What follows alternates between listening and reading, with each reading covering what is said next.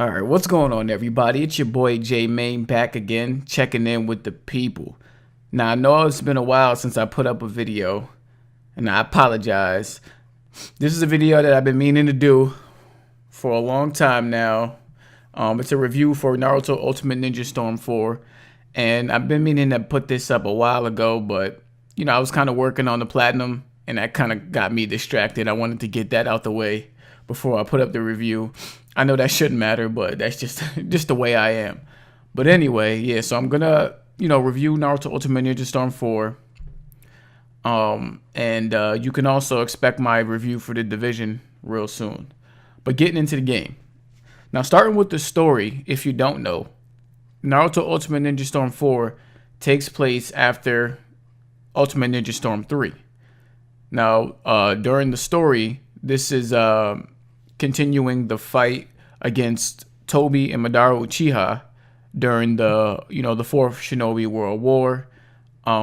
If you're familiar with the manga, you know how this all goes. You know how this all ends. But if you haven't read the manga and you just watched the animated series, then this game will spoil the rest of the story for you, because I don't believe the animated series has caught up to the manga, which has ended. It definitely does a great job with depicting and putting it into a vision what you read from the manga. And because since the show hasn't caught up there, it's good to see what this all will look like, or could look like, when we actually do get to see the animated version of the story. So moving on, upon beating the story, you unlock the adventure mode. Now, I think the adventure mode might be available before you beat the story, but I think you have to beat the story first. If that's the case, then of course you beat the story. And if I had to suggest, I would beat the story first, because the way the adventure mode is set up, it takes place after the events of the story. So it's best to know how the story went. That way you get a better understanding of what's going on in the adventure mode. Now, the adventure mode allows you to free roam throughout the village. You're helping random citizens. You're helping, these well-known characters throughout the universe, the Naruto universe. And, they give you tasks, different missions. You got different fights going on. It's pretty cool stuff. I found myself overwhelmed at first when I first played it, but after putting a couple hours into it, I got the grasp of it, and I was able to understand what was going on, and I really enjoyed it. It's definitely a different twist to the game after playing the story mode, and it's something you should definitely check out if you're gonna get the game and play through it. Now, moving on, I wanted to talk about the graphics of the game. Now, I felt the game looks really good. These games pretty much all look really good. It runs at 1080p 60 frames per second. Now, I'm not 100% on that. I'm playing on PS4, and in my opinion, I felt it was running at 1080p 60 frames per second. I could be wrong, but like I said, I'm playing on PS4, so I don't even think there's any way to check other than if you know. But I think I read somewhere that it was running at 60 frames per second. Now, the game introduces big battles. Now, these big battles are, with the tailed beast. For instance, Sasuke has the Susanoo. So, that's another form that you can use in these big battles. And other characters who have big forms, or, other tailed beasts. These big battles are those, those characters going against each other. Now, that's the only point of the game where I found that the frame rate really suffered. A lot of times during those big battles, the frame rate definitely drops down, and it has some stuttering issues. Nothing too crazy, but it's definitely noticeable in some of these battles. And, even when I played the demo, that was like a big problem that I had, and I was hoping that they would address it during the final game. Now, it's definitely better than the demo, but it was still an issue. But overall, it was definitely smooth experiences.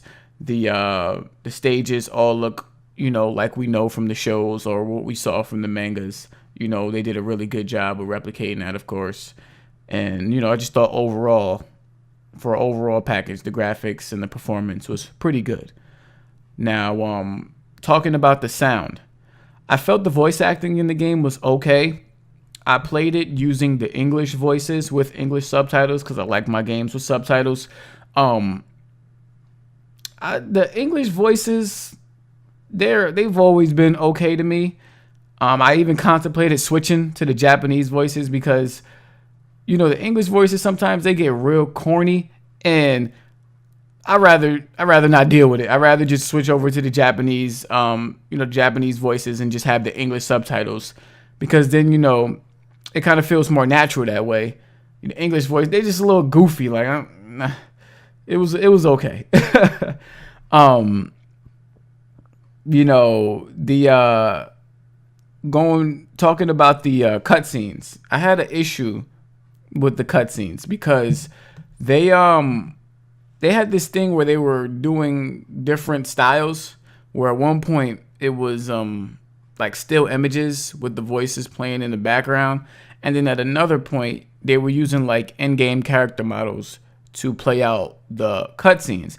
Now I felt that they should have just stuck with one or the other. I didn't like the whole back and forth situation, and I felt if they were going to stick with one, it should have been the in-game character models because I thought it looked cool, and we all want to see what these scenes look like played out, especially since the show hasn't caught up to where the game is now, and of course the manga, which has ended. But one of my biggest issues with these cutscenes with the in-game character models is the lip syncing was way off. Like you could see them talking and their mouth would be moving, and it doesn't look anything like with the words that are supposed to be coming out of their mouth. Now, I don't know if it was because I was playing it on English dub and maybe the lip syncing was for the Japanese voices. But then again, I felt like that shouldn't matter because we in 2016. Like, why is that an issue at this point where you can't get, the lip syncing down pat for, each voice? Like, each voice should be able to have the lip syncing on point. And they just didn't do a good job with this. It was horrible. If I had to sum it up, it was horrible on that point. But everything else was okay. That was my biggest gripe with the sound. Looking at the lip syncing, things like that was going on. Gameplay. Now I thought the gameplay was really solid.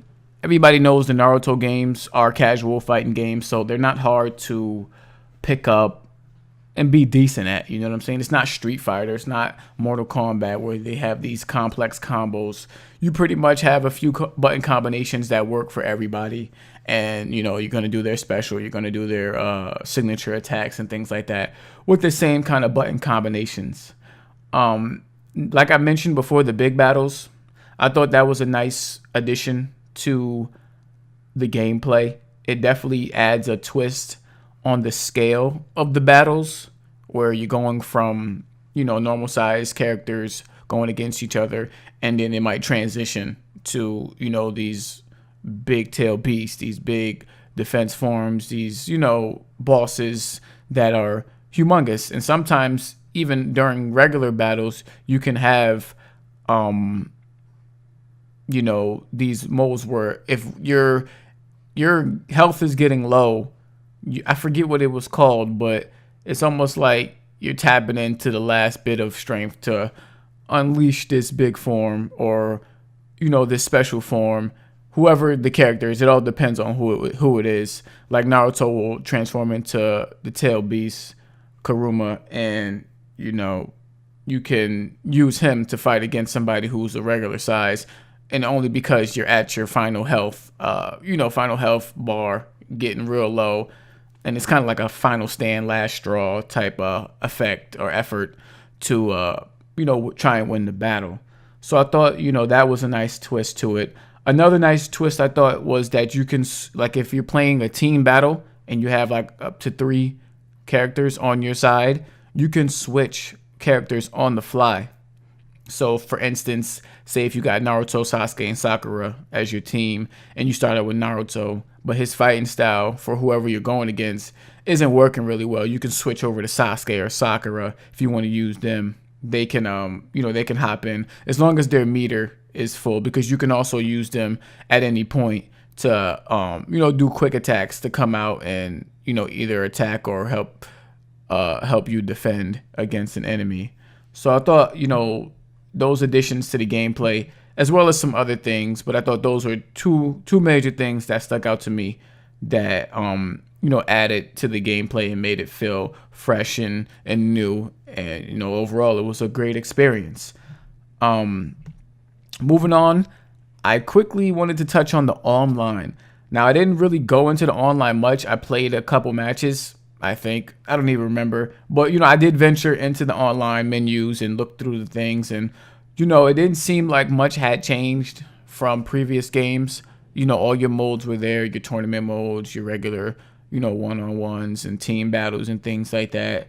So it looked like everything was still in place from previous games. And, the infrastructure and things like that seemed to be good. I didn't hear any complaints from anybody about that. And, myself, like I said, I think I played a couple matches. I didn't have any issues with the online. So, just wanted to touch on that real quick. I didn't play much of it, but from the surface, it looked like, it was promising and something that if you're into that, then, you'll be happy and satisfied with. Now, being that I said all of that, some people are wondering if this game was worth it. So overall, if you're wondering if it was a good game, if it was worth $60, I feel like if you're a fan of the series and you just want to have fun playing a casual fighting game, I think it's worth it. Now, I know today, you can find it for much cheaper than $60 if you really wanted to. So even if it's cheaper than that, I still think, of course, it's going to be worth it. I think it just does a good job with the story and, showing the last half of the Shinobi War, wrapping up the series, and then also giving you insight to the world after the events in the battle with the adventure mode. I feel this game is packed with content. They got all types of modes for when you're done with the story that you can get involved with. I played some of them, going for the platinum. They have you play a lot of the other modes and things like that. So I played some of those modes that were pretty cool. They got a whole bunch of things, and then you got the online you can get into if you want to after you do the story and things like that. The game, like I mentioned, has a few hiccups, but nothing game breaking. You know what I'm saying? Nothing that'll ruin your experience. I felt overall as a package, it was a pretty solid experience technical wise. And if I had to put a score on the game, I would give this game a 8 out of 10. That's what comes to mind when I'm thinking about a score. But I felt like my review is more than a score, but I know some people like to hear a score, and I think that's reasonable for the game. So yeah, if this is a game you haven't picked up yet and you're interested in, I think you should go ahead and do it. I think this is something you'll be happy with. And, it's not a hard platinum. I know some people like to go for the trophies. And this game, the hardest thing probably with the platinum is getting the S ranks. And there's videos if you want to look up. I think there were some people posting videos about how to get the S ranks. It's really not that bad once you actually sit down and put some effort into it.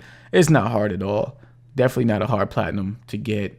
It's definitely time consuming. You'll be putting a lot of hours into the adventure mode and things like that, but not a hard platinum at all.